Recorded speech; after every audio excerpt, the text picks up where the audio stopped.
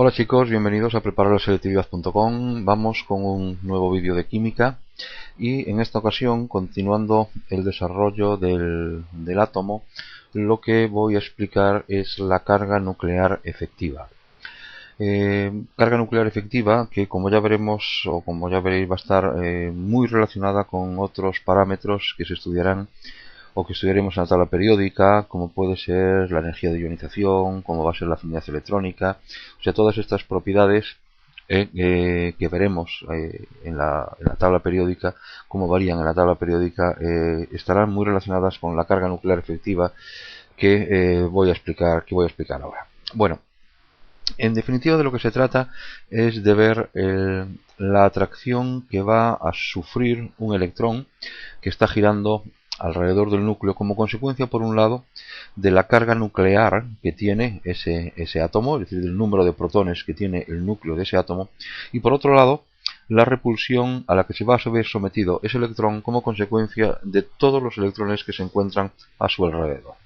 Esto lo que supone es que, si efectivamente al estar ese electrón por un lado influido por la atracción de los protones del núcleo, ¿de acuerdo? Y por otro lado estar influido también por la repulsión que van a generar sobre los electrones que se encuentran a su alrededor, esto nos lleva a que no podemos hablar de una carga nuclear como tal, sino que tenemos que hablar de una carga nuclear efectiva, tal como tenéis ahí en pantalla, Z asterisco que va a ser igual, o sea, carga nuclear efectiva que va a ser igual a la carga nuclear menos una constante que será lo que se conoce como el efecto pantalla o la constante de apantallamiento, tal como tenéis ahí en el esquema, ¿de acuerdo? Lo que nos interesará, por lo tanto, conocer, ¿vale? Para cualquier electrón es su carga nuclear efectiva. Bien, en esa ecuación que tenéis ahí, el valor de Z es conocido, es decir, es el número de protones que va a tener ese átomo, pero lo que va a variar en función del electrón, va a ser el efecto pantalla, va a ser la constante de apantallamiento. Bien, ¿cómo se calcula esta constante de apantallamiento? Bueno, pues fue como Slater el que en 1930 dio unas pautas para poder determinar cuál es la carga nuclear efectiva o cómo se mide la carga nuclear efectiva de un electrón. Y para eso, fijaos en los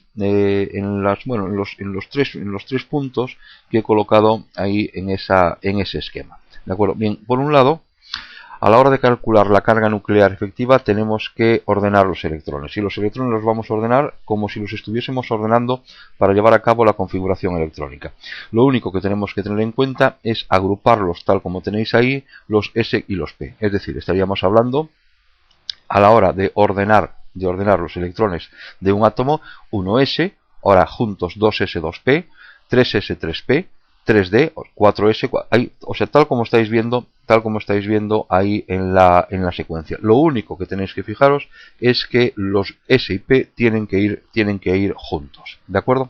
Bien, entonces, una vez que ya tenemos hecho esa primera secuencia, ahora lo que tenemos que también conocer es que cada grupo y por lo tanto cada electrón de ese grupo va a tener una constante de apantallamiento que va a depender de ¿qué?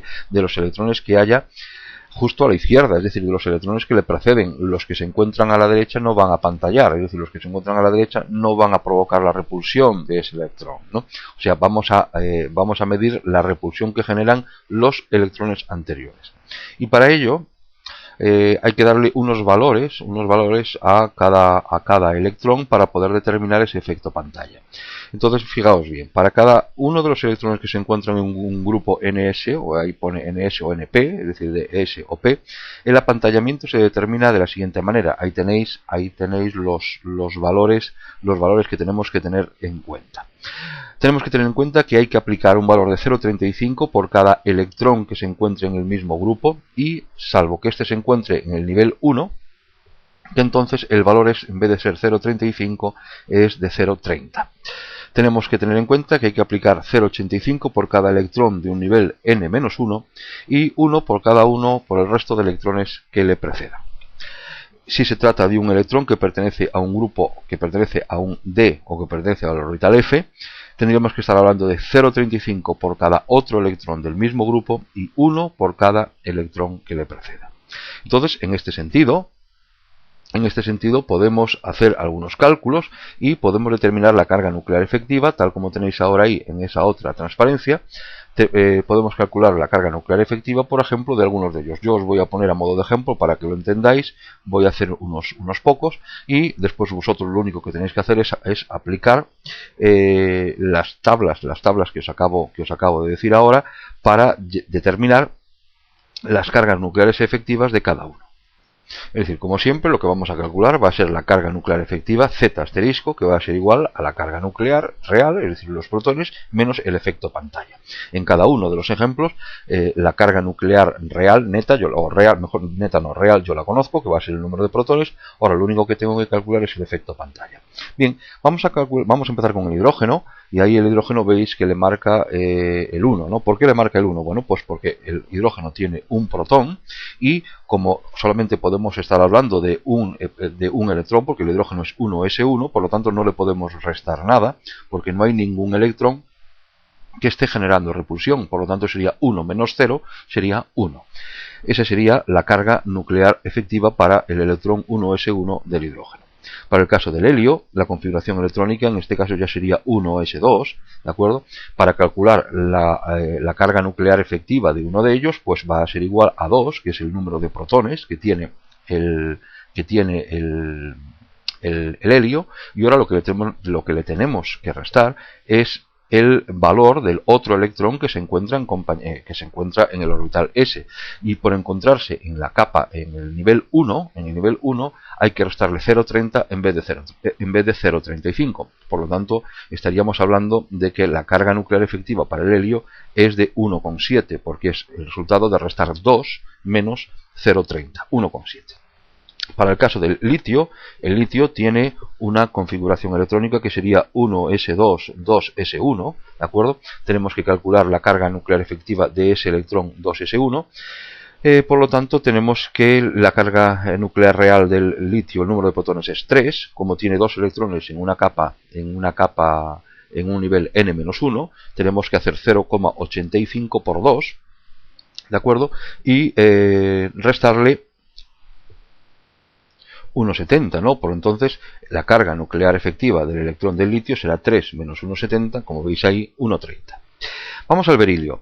El berilio tiene una Z de 4 y ahora vamos a ver qué es lo que le tenemos que restar. El berilio es 1s2, 2s2. Por un lado, entonces, al berilio le tengo que restar un electrón que se encuentra en su misma capa, es decir, estaríamos hablando de una resta de 0,35, y por otro lado tenemos que restarle los dos electrones que se encuentran en el nivel n-1, por lo tanto 1,70. Es decir, en este caso tendríamos que restarle a 4, por un lado 0,35, y por otro lado tenemos que restarle el 1,70 y entonces nos queda 1,95, que es la carga nuclear efectiva para el caso del berilio. Bien, para el caso del boro tendríamos que estar hablando de una configuración 1s2, 2s2, p1. Vamos a ver la carga nuclear efectiva de ese electrón que se encuentra en el p1. Por lo tanto, ¿qué tenemos que hacer? Bueno, pues tenemos que restarle a el número de electrones totales del boro, que son protones. Tenemos que restar 2 por 0,35, es decir, 0,35 porque son los dos electrones que se encuentran en esa misma capa, en esa capa 2sp, 0,70, y los dos electrones de la capa n-1 que serían 1,70, ¿de acuerdo? 1,70 haciendo los números, restando, nos queda para el boro una carga nuclear efectiva de 2,60, que es el resultado de restar 5 menos 2,40. Si lo hacéis para el carbono, estaríamos hablando de que tiene protones que tiene 6 protones, que tiene una configuración 1s2, 2s2, p2.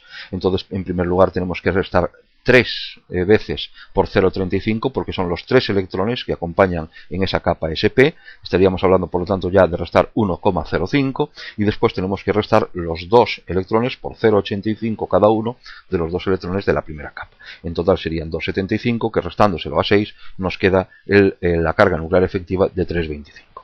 Y ya por último os hago el nitrógeno, El nitrógeno tiene una Z de 7, tiene 7 protones, que tenemos que restar. Bueno, al tener configuración 1s2, 2s2, p3, lo que tenemos que hacer es restar 4 electrones por 0,35, que sería 1,40, y los 2 electrones por 0,85, 1,70, 3,10, que al restárselo a 7 nos queda 3,90.